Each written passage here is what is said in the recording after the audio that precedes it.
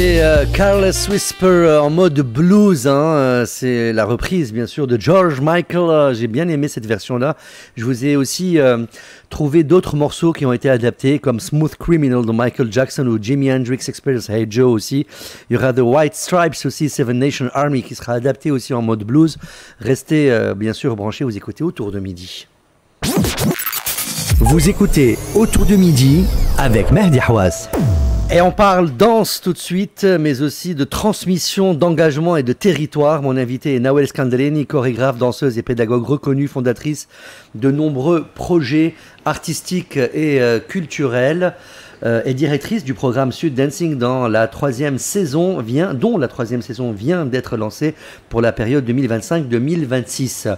Ce programme soutenu par l'Institut français, Art Envie et plusieurs partenaires internationaux a pour objectif de former de futurs formateurs en danse contemporaine, hip-hop, modern jazz, physical théâtre et management culturel tout en créant des centres de danse permanents dans les régions tunisiennes. Cette année, la formation se déroulera dans la région de Siliena d'octobre 2025 à mai 2026 et s'adresse aux jeunes danseurs de 16 à 35 ans du nord-ouest tunisien. Nawel Skandeleni, bonjour et bienvenue sur RTCI. Bonjour Mehdi. Ça va? Très bien. Alors, on va parler un peu du concept et de la philosophie du projet dans un premier temps. Comment est né le projet Sud Dancing et quelle est sa philosophie fondatrice? Alors, il est né dans ma tête. C'est déjà bien. C'est déjà bien. En 2015, j'avais été invitée par le Centre des Arts Dramatiques et Scéniques de Mednine pour donner un stage. Il y a une décennie. Et donc, il y a une décennie, exactement. Et à la fin de ce stage qui durait une semaine, je me suis dit, il y a en région énormément de structures. Le ministère de la Culture, l'État a beaucoup construit des complexes culturels, des maisons de culture, etc., qui ont été plutôt dédiés au théâtre. Et beaucoup sont en fait des boîtes un peu vides parce que il n'y a pas de quoi, ils n'ont pas de programme pour remplir 365 jours de l'année. Et de toute façon, c'est souvent des clubs de danse, de théâtre, pardon, de musique, d'art plastique. Et justement, la danse est toujours absente au bataillon. C'est toujours le parent pauvre de la culture dans ce pays. Et donc, je m'étais dit, mais pourquoi pas imaginer quelque chose. Bon, ensuite, j'ai fait d'autres choses, etc. Et c'est en 2021... Ali Yahya, qui était le directeur de CADS de Tataouine, nous étions en résidence d'artistes là-bas pour mon projet Black and White Circus, et j'ai relancé le débat avec lui. Et voilà, on a participé à un call de un de nos bailleurs de fonds le plus important, c'est pas l'IFT, je tiens à le souligner, c'est un fonds qui s'appelle Marloumine, qui est un fonds de l'Union européenne, piloté par le British Council, sur le projet EU for Youth. Et on a participé au call, on a eu le fonds, donc c'était en 2023. Et donc on a fait la première saison 23-24 dans le sud-est, à Tataouine, Mednine et Djerba, en même temps. C'est-à-dire que le principe, j'y reviendrai après, du comment, donc là je parle toujours du pourquoi, et l'idée c'était effectivement de donner la possibilité à des jeunes en région d'avoir une formation en danse et aussi une formation de formateur dans le futur, pour deux raisons. D'abord, comme je le disais tout à l'heure, la danse est malheureusement très oubliée. Je rappelle quand même, pour ceux qui ne le savent pas, qu'il n'y a pas de formation étatique comme il y a une école de cinéma, il y a l'école de théâtre, il y a l'école de la musique, les beaux-arts. La danse, il n'y a pas d'école nationale jusqu'à aujourd'hui, alors qu'il y a un ballet de l'opéra, par exemple. Donc on a mis la charrue avant les bœufs. Et puis, la deuxième raison, c'est aussi qu'on parle beaucoup de les jeunes et les régions et les jeunes, c'est un peu le discours politique, mais en réalité, quand on va en région, on se rend compte qu'il n'y a pas grand-chose. Et donc, moi, mon idée, c'était de dire, bon, moi, j'en ai un peu marre d'être sur Tunis Capitale. Tout le monde est concentré sur Tunis Capitale. Donc, pourquoi on ne se déplacerait pas? C'était assez surprenant pour beaucoup de gens que Nawel Skandeleni se déplace dans les régions, parce qu'en général, ce n'est pas une chose attendue. Et moi, j'ai trouvé que c'était génial. Et depuis 3 ans, on est ravis. Donc voilà, donc on a fait 2023-2024 le sud-est, 2024-2025 on s'est déplacé au nord-ouest, donc on était à Siliena et Bouarada, et cette année on entame, et pas seulement sur Siliena, en fait à Siliena on a un deuxième projet maintenant dont je parlerai après, mais on est toujours dans le gouvernorat de Siliena, mais on sera à Rouhia, et puis on commence sur le gouvernorat de Guesrine, et on sera à Sbitla et à Sbiba, et c'est nouveau. Ouais. Voilà. Pourquoi avoir choisi justement Siliena en particulier, cette région-là? Pourquoi? Alors, il y a un choix déjà fait depuis longtemps. Non, en fait, quand on était dans le sud-est, l'idée au départ, c'était que le projet soit itinérant et que chaque année, on soit dans une région différente. Donc, après le gouvernorat de Tataouine et Medellín, on se dit, bon, du sud-est, je me suis dit, où est-ce qu'on peut aller exactement à l'opposé? Je suis une danseuse, on va faire le grand écart, donc on va au nord-ouest. Très bien. Mais il y a aussi une autre raison, c'est que, bon, c'est un projet privé-public, donc entre notre association Art en Vie et un partenaire étatique, qui est le Centre des Arts Dramatiques et Scéniques. Donc on était avec Tataouine, et là on est à Siliena. C'est aussi un coup de cœur sur qui on a en face de nous. Parce que, voilà. Alors, comment se structure la formation concrètement entre les ateliers, la pédagogie et les thématiques abordées? Alors, d'abord, la particularité de cette formation, c'est que, comme vous l'avez dit tout à l'heure, il y a plusieurs matières, plusieurs styles de danse. Donc, il y a d'abord ce qu'on appelle les fondamentaux. Les fondamentaux, c'est ce qu'on retrouve dans le ballet classique, dans la danse moderne, dans la danse contemporaine, dans le jazz, dans toutes les formes de danse, qui sont les fondamentaux du corps, le rapport à l'espace, etc. Donc, il y a ça. Le hip-hop, plus particulièrement le popping, avec Sabri Rjab, le jazz et le street jazz, avec Sherfeddin Taouriti, le physical theatre, c'est théâtre et voix, avec Mouaïd Razouani. Et donc les fondamentaux, c'est Mariam Ben Ahmida, et tout ça sous ma direction pédagogique. Et cette année, on intègre 2 nouveaux formateurs, Hichem Chabli, donc qui est aussi hip-hop contemporain. J'aime beaucoup Hichem Chabli. Je connais moi aussi. Et Lies Triki, aussi hip-hop contemporain. Et voilà. Alors, et donc comment on forme? C'est-à-dire que toute cette formation a lieu en même temps dans les différentes villes. Donc en fait, je les mets par binôme. Ces binômes changent très régulièrement.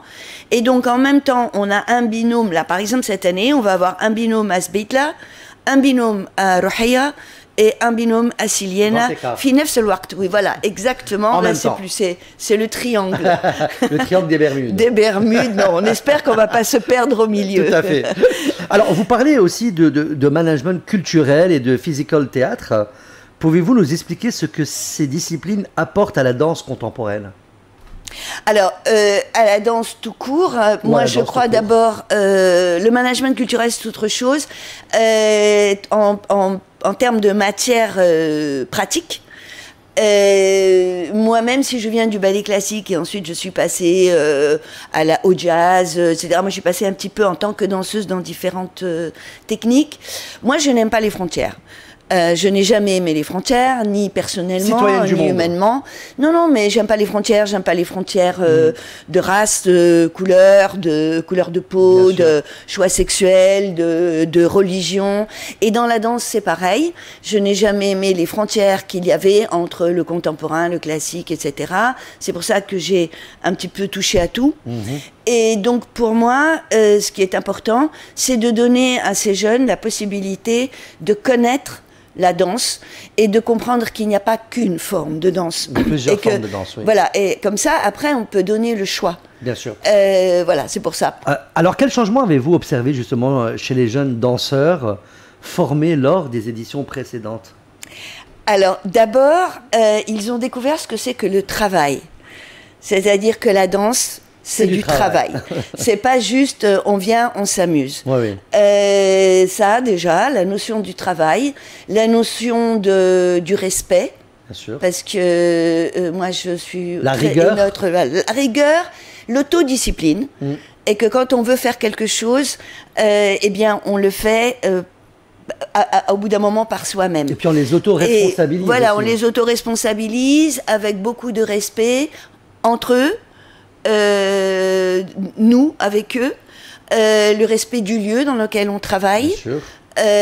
Donc voilà, et puis justement cette découverte de ce monde incroyable qu'est la danse, dont ils avaient parfois une vision assez petite, Oui.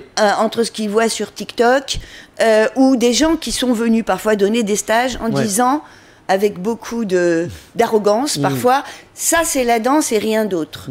Et malheureusement, on assiste à ça beaucoup Alors chez que c'est nous. pas ça du tout. Hein. Non, justement, et moi je suis donc pour l'ouverture. Bien sûr. Et plus on ouvre, et plus on rend complexe les choses, et plus on attise la curiosité, et on développe la curiosité et l'envie d'apprendre. Alors, avez-vous des exemples de projets ou des centres de danse qui ont vu le jour grâce à Street Dancing? Alors, il y a à Jim, là où nous étions en 23-24, donc à Gerba, un de nos apprenants, aujourd'hui anime un atelier de théâtre, de danse, pardon. Et puis on a une autre fille à Mednine qui a commencé aussi dans une association, elle par contre dans le tissu associatif. Et puis un jeune à Tataouine qui a commencé à donner des cours de hip-hop.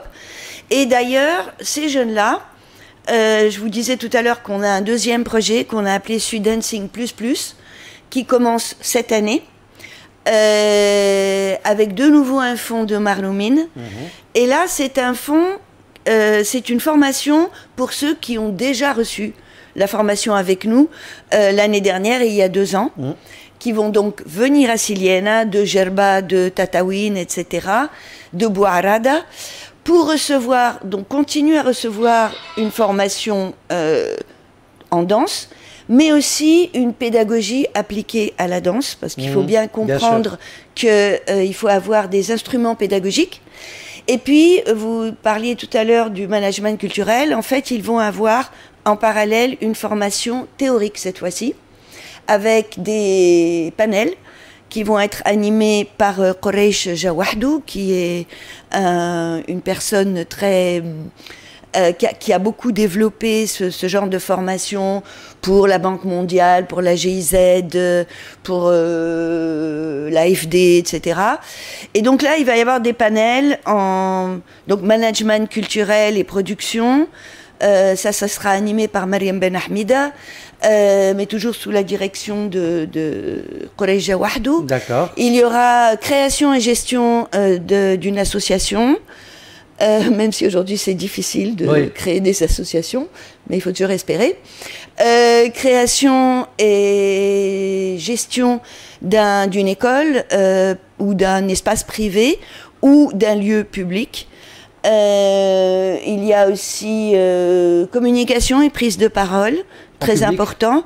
Voilà, en public et aussi pour des bailleurs de fonds, pour aller défendre un projet, etc. Et il y a un 4e panel, bon, maintenant j'ai oublié, mais donc ça va être ce qui va accompagner en formation complémentaire, donc en formation théorique. Voilà, et ça c'est pour les jeunes, donc de l'année dernière et d'il y a 2 ans. Alors, comment la danse peut-elle, selon vous, devenir un outil d'autonomisation et de cohésion sociale dans les régions de l'intérieur du pays? Alors, je vais répondre par le deuxième point.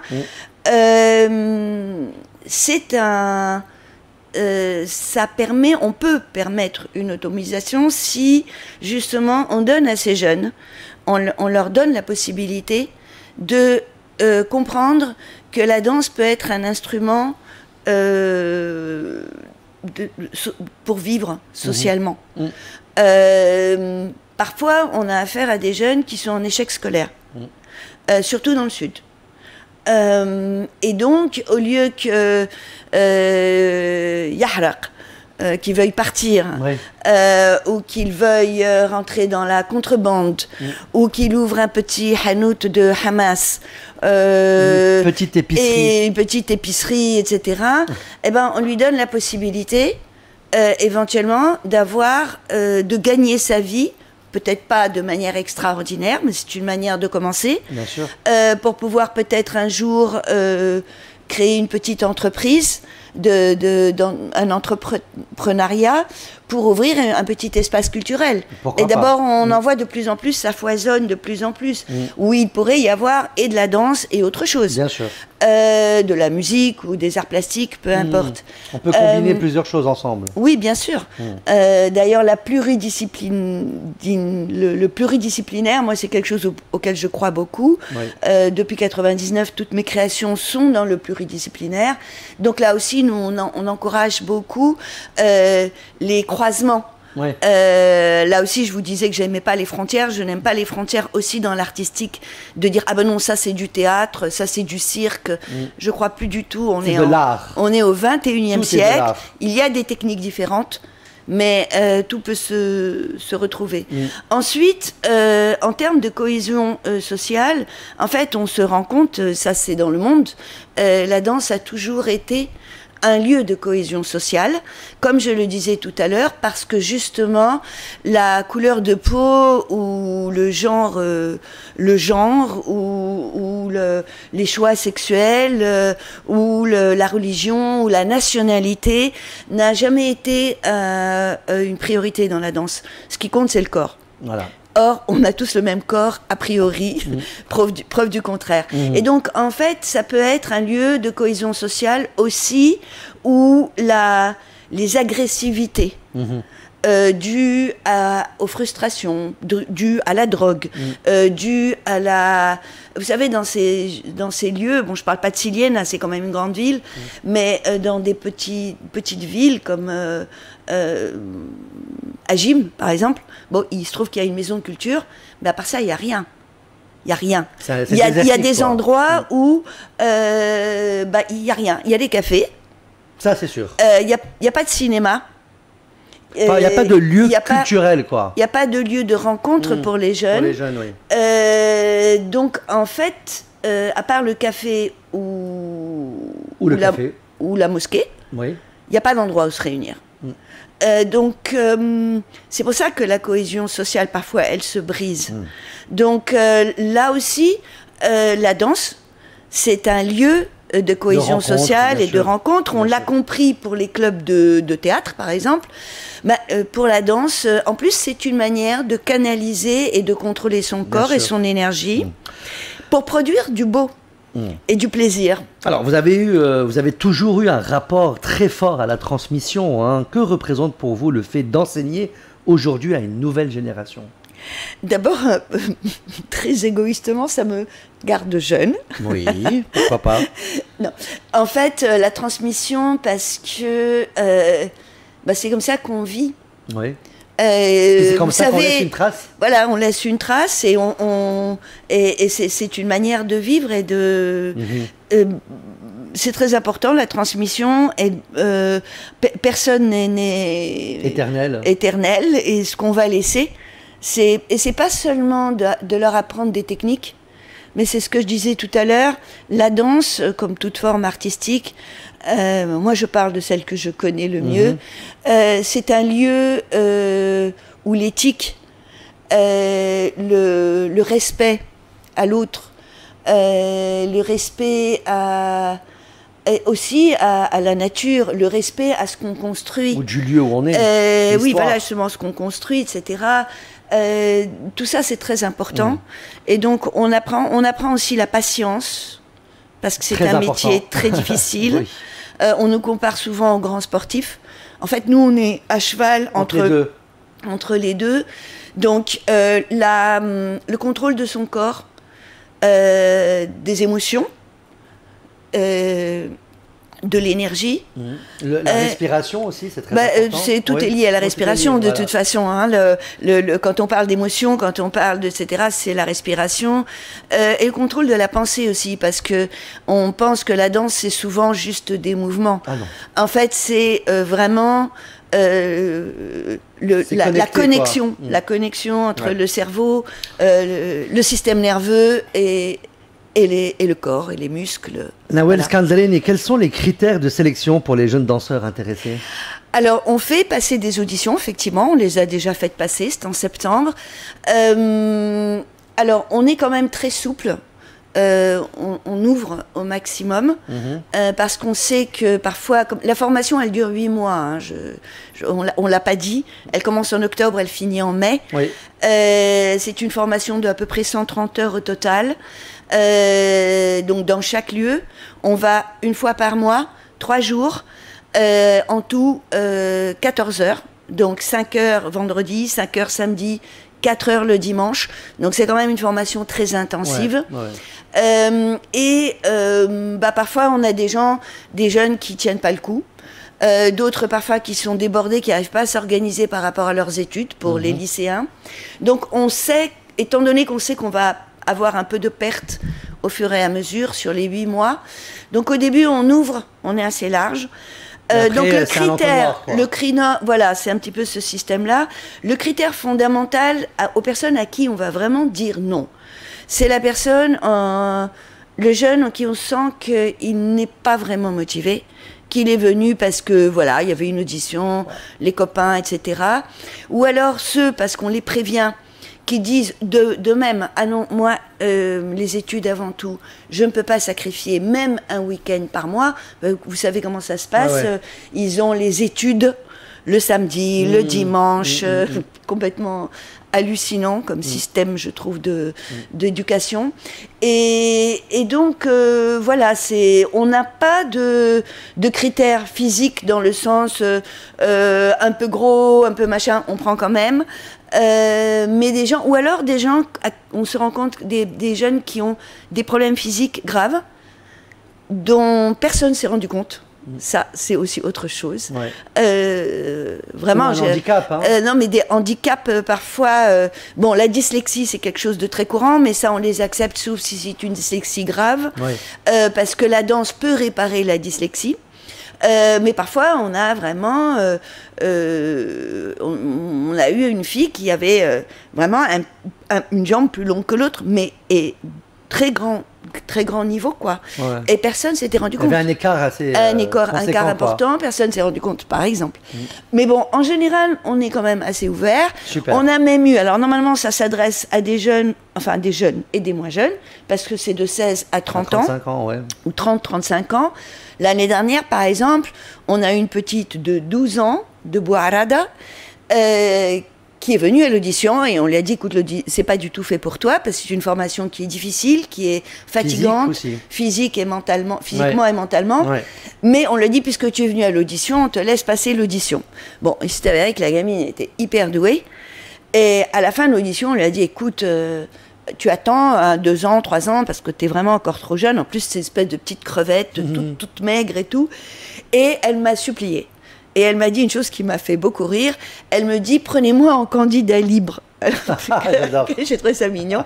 Eh bien, on a fini par la prendre en lui disant, dès que tu te sens fatigué, tu t'arrêtes. Si tu veux pas venir un jour, tu viens pas. Eh bien, cette petite-là n'a jamais manqué un jour.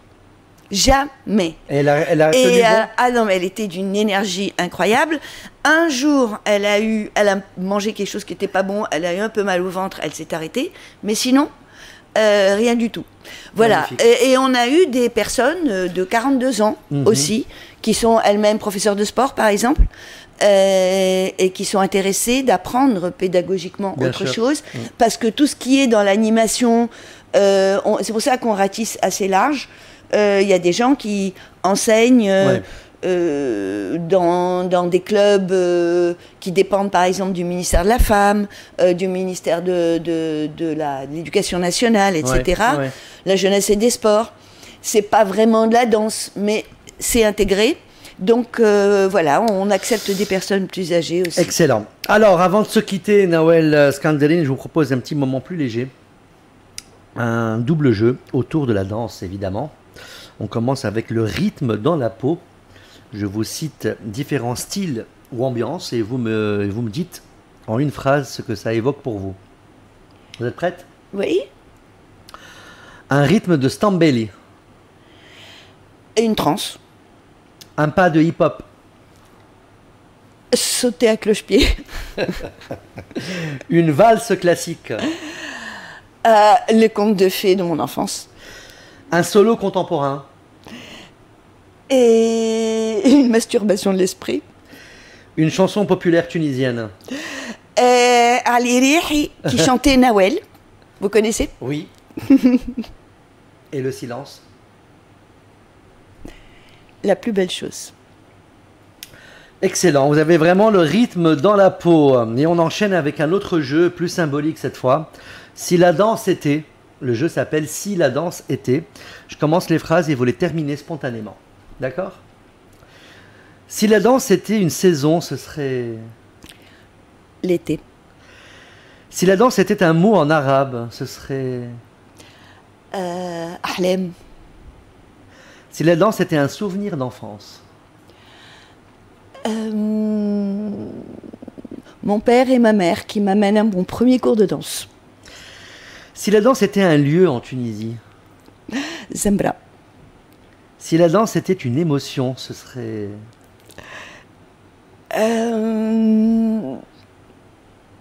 La joie. Merci Nawel.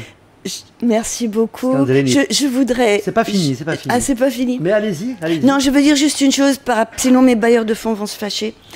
Donc, à part Marloumine, on a eu sur 3 ans, Ouais. donc depuis l'année dernière, cette année, l'année prochaine, un fonds de AFEC, c'est le fonds arabe pour les arts et la culture, qui est basé à Beyrouth.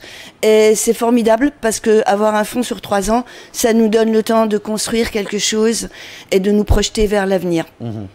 Merci beaucoup, Nawel Skanderini. Merci, c'était un plaisir. Pour cette belle conversation pleine de passion, d'énergie et de sens.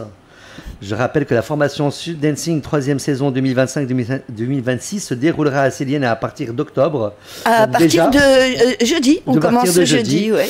Et qu'elle s'adresse aux jeunes danseurs et danseuses de 16 à 35 ans du nord-ouest tunisien. Toutes les infos et les inscriptions sont disponibles sur le site nawelskanderini.com. Et puis bonne continuation à vous Nawel et longue vie à ce projet qui fait danser les corps autant que les esprits. Merci beaucoup Mehdi, c'était toujours un plaisir. C'est la première fois avec vous, je suis ravie. Et puis c'est toujours un plaisir d'être sur RTC. Merci à vous, restez avec nous, il est 11h41 sur les ondes de Radio Tunis Chaîne Inter. À 12h, dans pas longtemps, ça sera place à Janssen, je ne sais pas si je prononce bien, mais en tout cas de son vrai nom, Yassine Vassilis Shlif Snoussi, je le dis bien, artiste d'origine grecque. Nawel, restez assise, on n'a pas fini. On va nous faire du bruit dans le studio. De son vrai nom, donc Yassine Vassilis Shlif Snoussi, artiste d'origine grecque et tunisienne, il viendra nous présenter la sortie de son album et partager son univers entre musique, nature et création. Restez avec nous tout de suite, Tout oublié de Angèle.